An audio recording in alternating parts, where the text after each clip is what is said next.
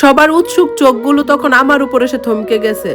রেখা বাবির ঠোঁটে বিজয়ের ক্রূর হাসি, আর শাশুড়ি মা মারিয়াকে জড়িয়ে ধরে এমন এক ভাব করছেন যেন এখনই আমার ফাঁসির রায় হবে। রাফির চোখে সেই অসহায় চাহনি আমার বুকটা কাঁপিয়ে দিচ্ছিল ঠিকই, কিন্তু পরক্ষণে যখন আমার শাড়ির আঁচল আঁকড়ে ধরে থাকা আয়রার ছোট কাপা কাপা হাতটার দিকে তাকালাম, আমার ভেতরের দ্বিধা কর্পূরের মতো উড়ে গেল।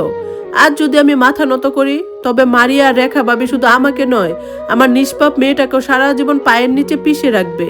আমি সোজা ভাসুর সাহেবের সামনে গিয়ে দাঁড়ালাম। গলার স্বর যতটা সম্ভব শান্ত আর ধীর রেখে বললাম, আমি মাপ চাইবো না ভাইয়া। আমার কথা শেষ হতে ড্রয়িং রুমের নীরবতা ভেঙে যেন একটা বোমা ফাটলো।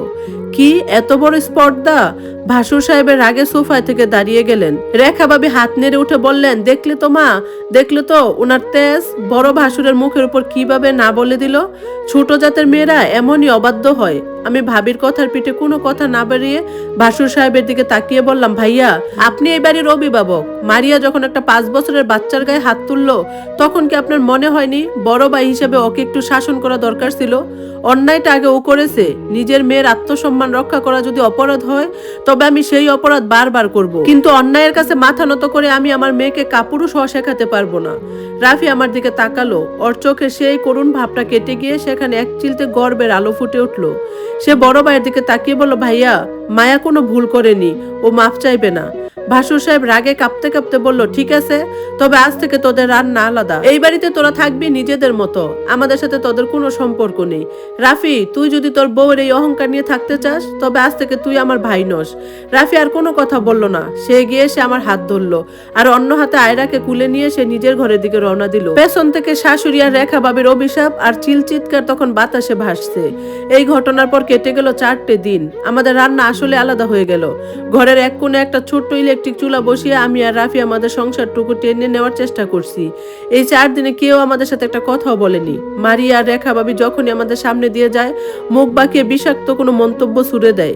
রাফি অফিস থেকে ফিরে চুপচাপ ঘরে বসে থাকে। ভাই আর মায়ের এই দূরত্বের কষ্টটা ওকে ভেতরে ভেতরে কুড়ে কুড়ে খাচ্ছে। আমি সেটা বুঝতে পারি, কিন্তু ও মুখে কিছু বলে না। 5ম দিনের দিন সকালবেলা হঠাৎ করে নিচতলা থেকে একটা হট্টগোল শোনা গেল।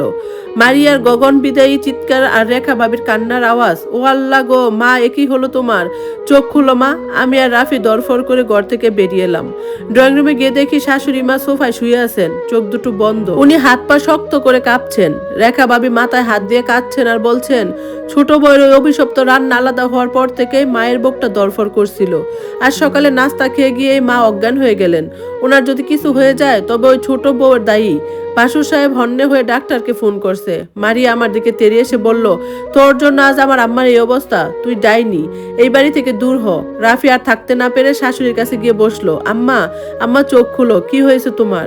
কিন্তু শাশুড়ি মা চোখ খুললেন না, শুধু মুখ দিয়ে একটা অদ্ভুত গোলানির আওয়াজ হলো।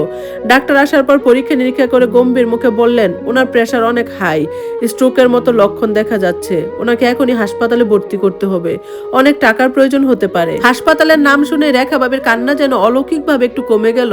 তিনি ভাসুর সাহেবের দিকে তাকিয়ে ফিসফিস করে বললেন, হ্যাঁ গো, হাসপাতালে নিলে তো লাখখানেক টাকা শেষ হয়ে যাবে। আমাদের জমানো টাকাটা তো ফিক্সড ডিপোজিট করা, ওটা ভাঙলে তো লস হবে। ভাসুর সাহেব আমতা আমতা করে বলল, আমার ব্যবসার টাকাটাও তো আটকে আছে। রাফি, তুই কিছু কর।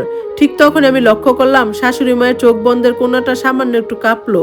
উনি রেখা ভাবি আর বড় ছেলের এই টাকা নিয়ে দ্বিধাবোধের কথাগুলো খুব ভালো করে শুনছেন। নাটকটা উনি করেছিলেন আমাদের দুজনকে অপরাধী বানিয়ে পায়ে ধরাতে, কিন্তু নিজের বড় ছেলে আর বড় বউর আসল রূপটা যে ওনার সামনে এভাবে প্রকাশ পেয়ে যাবে, সেটা বোধহয় উনি ভাবেননি।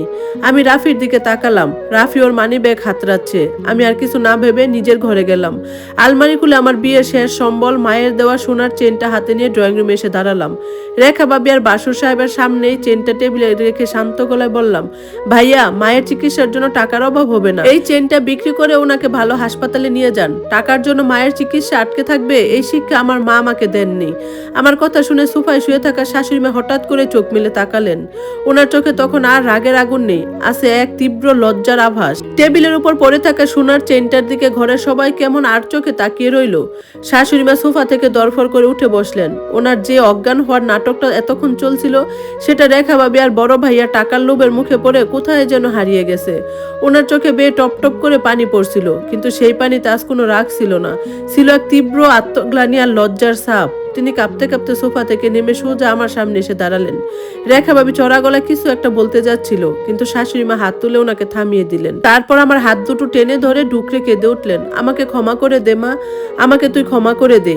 8 বছর এই বাড়িতে আসি, কখনো ওনার মুখে নিজের জন্য এতখানি আকুলতা শুনিনি। আমি অপ্রস্তুত হয়ে বললাম, আম্মা এ কি করছেন, আপনি মুরব্বী মানুষ। না রে মা, আমি মুরব্বী নামের কলঙ্ক। শাশুড়ি মা নিজের বুক চাপড়াতে চাপড়াতে বললেন, আমি ভেবেছিলাম বড় ছেলে আর বড় বউ অনেক টাকা পয়সা দিয়েছে, ওরাই আসর আপন, আর তুই বাহিরের মেয়ে। অথচ আজ আমার এই নকল বিপদের দিনে ওরা নিজের জমানো টাকা লস হিসেব করছে, আর তুই তোর শেষ সম্বলটা আমার পায়ের কাছে এনে দিলি। এই অহংকারী কি আমি এতকাল দেখিয়েছি? মারিয়া এতক্ষণ এক কোণে দাঁড়িয়েছিল। মায়ের কান্না আর আমার এই ত্যাগ দেখে ওর ভেতরে জেটটা এক মুহূর্তে ভেঙে চুরমার হয়ে গেল। ও গুটি গুটি পায়ে এগিয়ে এসে আমার সামনে দাঁড়ালো। ওর চোখে তখন অনুশোচনার অশ্রু। ভাবি, আমাকে মাফ করে দাও, আমি সত্যি খুব বড় অন্যায় করে ফেলেছি। আয়রা ছোট মানুষ, ও তো বোঝেনি, আসলে অহংকারে আমার চোখ অন্ধ হয়ে গিয়েছিল। তুমি আমাকে বড় বোনের মতো একটা শাস্তি দিয়েছো, আমার পাওনা ছিল ওটা।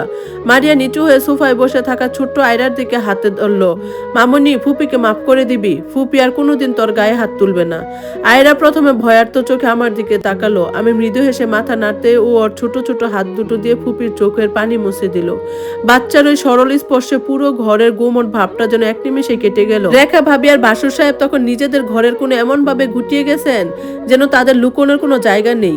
যাদের জুড়ে তারা এতক্ষণ তরপাচ্ছিলেন, সেই শাশুড়ি আর মারিয়াই এখন আমার পাশে। বাসুর সাহেব কোনো কথা না বলে মাথা নিচু করে ঘর থেকে বেরিয়ে গেলেন, আর রেখা ভাবিও ব্যাগ হাতে ওনার পিছু পিছু কটমট করতে করতে চলে গেলেন।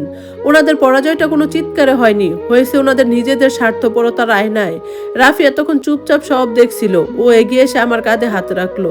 ওর চোখের কোণে জমে থাকা জলবিন্দুটা রোদের আলোর মতো চকচক করে উঠলো। ও মাকে জড়িয়ে ধরে বললাম, মা, রাগ অভিমান তো পরিবারেরই অংশ, এখন চলো সবাই মিলে একসাথে দুপুরের খাবারটা খাই। শাশুড়ি মা আমার দিকে তাকিয়ে বললেন, মায়া, ওই ছোট চুলাটা আজই উপরে তুলে রাখবি। এই ঘরের হাড়ি একটাই থাকবে, আর সেই হাড়ির চাবি আজ থেকে তোর কোমরে বেঁধে রাখবি। তুই এই বাড়ির আসল লক্ষ্মী। আমি হেসে চেনটা কুড়িয়ে নিয়ে ওনার গলায় পরিয়ে দিলাম। আজ দুপুরে ডাইনিং টেবিলটায় সবাই একসাথে বসলাম। টেবিলের তরকারির বাটি এগিয়ে দিতে দিতে আমি জানালার বাহিরে নীল আকাশটার দিকে তাকালাম। একটা থাপ্পড়ের শব্দে যে ঝড় উঠেছিল তা এই পরিবারকে ভেঙে টুকরো করেনি, বরং ভেতরে সব ময়লা ধুয়ে মুছে সাফ করে দিয়ে গেছে। কিছু কিছু ভাঙ্গন আসলে নতুন করে গড়ার জন্য প্রয়োজন হয়। আজ থেকে আমাদের এই পরিবার শুধু রাফির রোজগারে নয়, একে অপরের প্রতি শ্রদ্ধা, সম্মান আর ভালোবাসার শক্তিতে চলবে। ধন্যবাদ সবাইকে এতক্ষণ গল্পটা শোনার জন্য। আজকের মতো আল্লাহ হাফেজ।